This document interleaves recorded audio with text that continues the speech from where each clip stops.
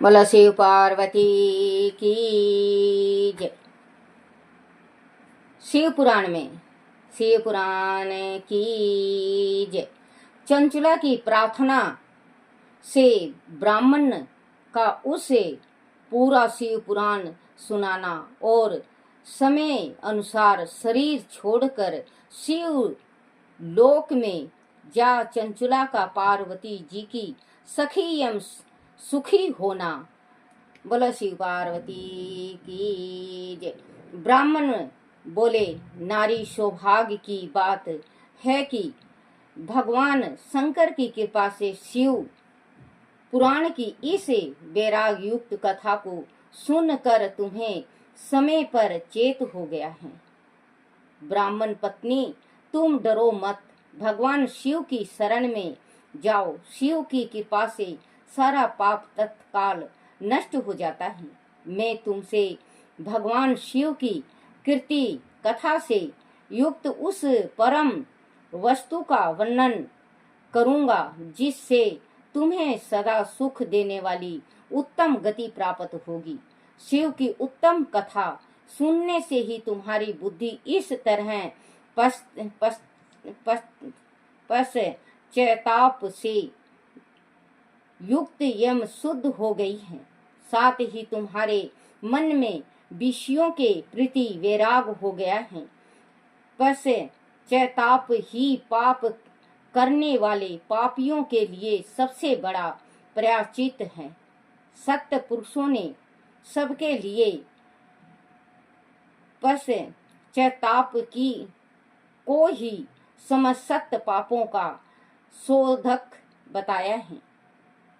पश्चाताप से ही पापों की शुद्धि होती है। जो पश्चाताप करता है वही वास्तव में पापों का प्रायश्चित करता है, क्योंकि सत्य पुरुषों ने समस्त पापों की शुद्धि के लिए जैसे प्रायश्चित का उपदेश किया है, वह सब पश्चाताप से संपन्न हो जाता है। जो पुरुष विधि पूर्वक प्रायश्चित करके निर्मल हो जाता है पर अपने कुकर्म के लिए पश्चाताप नहीं करता, उसे प्रिय उत्तम गति नहीं प्राप्त होती। परंतु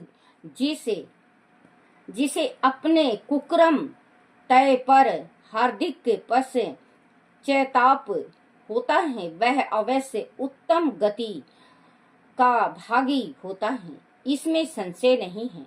इसे शिव पुराण की कथा सुनने से जैसी चिंता शुद्धि होती है, वैसी दूसरे उपायों से नहीं होती। जैसे दर्पण साफ करने पर निर्मल हो जाता है, उसी प्रकार इस शिव पुराण की कथा से चित्त अत्यंत शुद्ध हो जाता है, इसमें संशय नहीं है। मनुष्य के शुद्धि चित्त में जगदम्बा पार्वती सहित भगवान शिव विराजमान रहते हैं। इससे वह विशुद्ध आत्मा पुरुष श्री सदा शिव के पद को प्राप्त होता है। इस उत्तम कथा का श्रवण समस्त मनुष्य के लिए कल्याणकारिक बीज है। अंत योग चित्त शास्त्रोक्त मार्ग से इनकी आराधना अथवा सेवा करनी चाहिए। वह सब बंधन रूपी रोग का नाश करने वाली है। भगवान शिव की कथा को सुनकर फिर अपने हृदय में इसका मनन एवं निधि ध्यान सन करना चाहिए। इससे पूर्णतः चित्त शुद्ध हो जाती है। चित्त शुद्ध होने पर महेश्वर की भक्ति अपने दोनों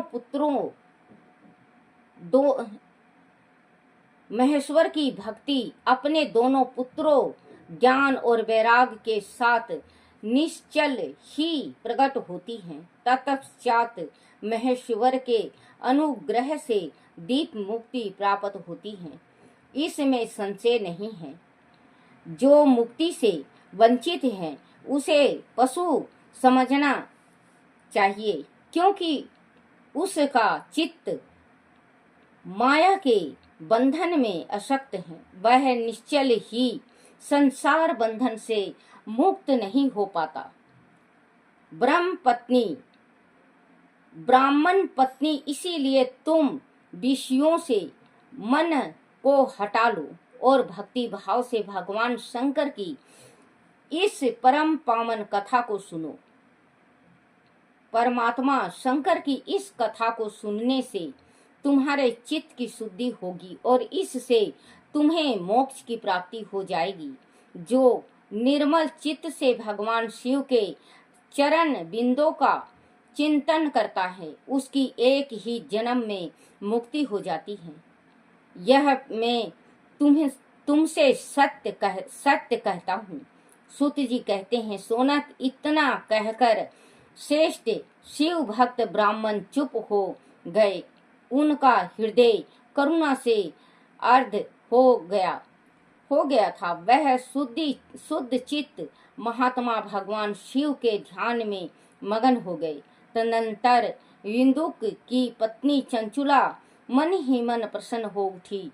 ब्राह्मण का उक्त उपदेश सुनकर उसके नेत्रों में आनंद के आंसू छलक आए थे। वह ब्राह्मण पत्नी चंचुला हर्ष भरे हृदय से उन श्रेष्ठ ब्राह्मण के दोनों चरणों में गिर पड़ी और हाथ जोड़कर बोली, मैं कृतरथ हो गई।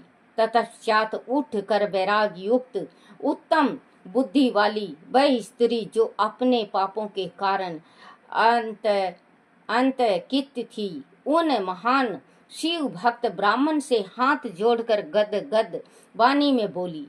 चंचुला ने कहा, ब्राह्मण शिव भक्तों में श्रेष्ठ स्वामिनी, आप धन्य हैं, परम मारथ दर्शी हैं और सदा परोपकार में लगे रहते हैं। इसीलिए श्रेष्ठ साधु पुरुषों में प्रशंसा के योग हैं। साधुओं में नरक के समुद्र में गिर रही हूँ, आप मेरा उद्धार कीजिए। पौराणिक अर्थ तत्वों से संपन्न जिस सुंदर शिव पुराण की कथा को सुनकर मेरे मन में संपूर्ण विषयों से वैराग उत्पन्न हो गया, उसी इस शिव पुराण को सुनने के लिए इस समय मेरे मन में बड़ी श्रद्धा हो रही है। सूत जी कहते हैं, ऐसा कहकर हाथ जोड़ उनका अनुग्रह पाकर चंचुला उस शिव पुराण की कथा को सुनने की इच्छा मन में लिए उस ब्राह्मण देवता की सेवा में तत्पर हो वहां रहने लगी। तत्पश्चात शिव भक्तों में श्रेष्ठ और शुद्ध बुद्धि वाले उन ब्राह्मण देव ने उसी स्थान पर उस स्त्री को शिव पुराण की उत्तम कथा सुनाई। इस प्रकार उस गोकर्ण नामक महाक्षेत्र में उन्हीं श्रेष्ठ ब्राह्मण से उसने शिव पुराण की वह परम उत्तम कथा सुनी, जो भक्ति, ज्ञान और वैराग को बढ़ाने वाली तथा मुक्ति देने वाली है। उसे परम उत्तम कथा को सुनकर वह ब्राह्मण पत्नी अत्यंत कृतरथ हो गई। उसका चित्त शीघ्र ही शुद्ध हो गया। फिर भगवान शिव के अनुग्रह से उसके हृदय में शिव के सगुण रूप का चिंतन होने लगा। इस प्रकार उसने भगवान शिव में लगी रहने वाली उत्तम बुद्धि पाकर शिव के सच्चिदानंदमय स्वरूप बारंबार चिंतन आरंभ किया। तत्पश्चात समय के पूरे होने पर भक्ति, ज्ञान और वैराग से युक्त हुई चंचुला ने अपने शरीर को बिना किसी कष्ट के त्याग दिया। उतने में ही त्रिपुर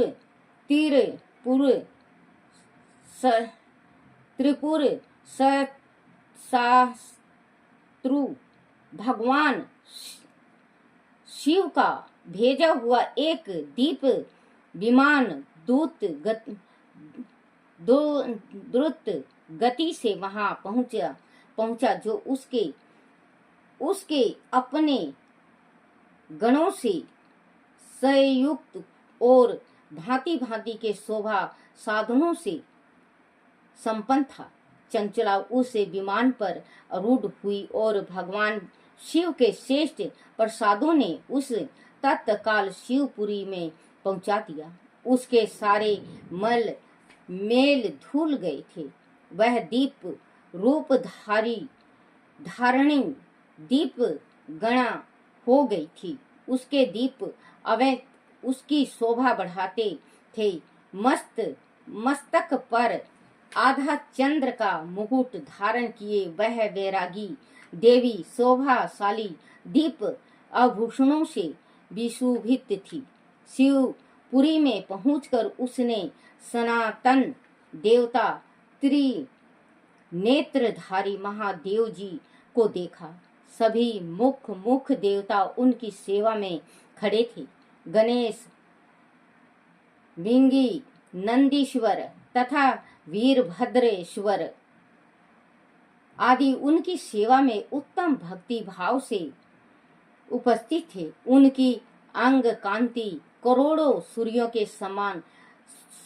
के समान प्रकाशित हो रही थी। कंठ में नीला चिन्ह शोभा पाता था। 5 मुख और प्रत्येक मुख में 3 नेत्र थे। मस्तक पर आधा चंद्रकार मुकुट शोभा देता था। उन्होंने अपने वाम भाग में गौरी देवी को बिठा रखा था, जो विभूत पुंजक के समान प्रकाशित थी। गौरीपति महादेव जी की कांति कपूर के समान गौर थी। उनका सारा शरीर श्वेत भस्म से भस्मित था। शरीर पर श्वेत वस्त्र शोभा पा रहे थे। इस प्रकार परम उज्ज्वल भगवान शंकर का दर्शन पाकर वह ब्राह्मण पत्नी चंचला बहुत प्रसन्न हुई। प्रयत्न प्रतियुक्त होकर उसने बहुत प्रसन्न हुई। अत्यंत प्रतियुक्त होकर उसने बड़ी उतावली के साथ भगवान को बारंबार प्रणाम किया। फिर हाथ जोड़कर वह बड़े प्रेम, आनंद और संतोष से युक्त हो विनती भाव से खड़ी हो गई। उसके नेत्र से आनंद के आंसू की अविरल धारा बहने लगी तथा संपूर्ण शरीर में रोमांच हो गया। उस समय भगवती पार्वती और भगवान शंकर ने उसे बड़ी करुणा के साथ अपने पास बुलाया और सौम्य दृष्टि से उसकी ओर देखकर पार्वती जी ने प्रेम पूर्वक अपनी सखी बना लिया। वह उस परमानंद घन ज्योति स्वरूपा सनातन धर्म में अविचल निवास पाकर दीप सौभाग्य से संपन्न हो अक्षय सुख का अनुभव करने लगी। बोलो शिव पार्वती की जय, शिव पुराण की जय हो।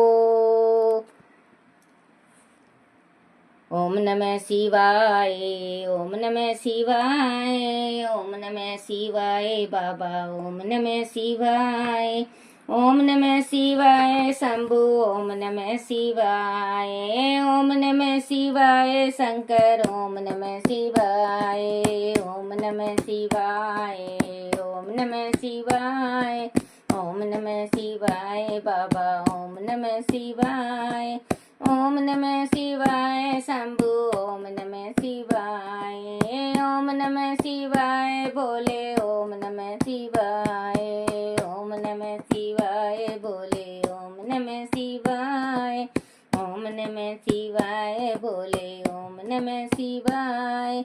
बोले शिव पार्वती की जय। सदा भवानी दाहिने सम्मुख रहो गणेश, पांच देव रक्षा करो, ब्रह्मा विष्णु महेश सियापति राम। जय जय राम मेरो मन बसियो सीताराम। बोलो शिव पार्वती की जय हो। ओम नमः शिवाय। जय।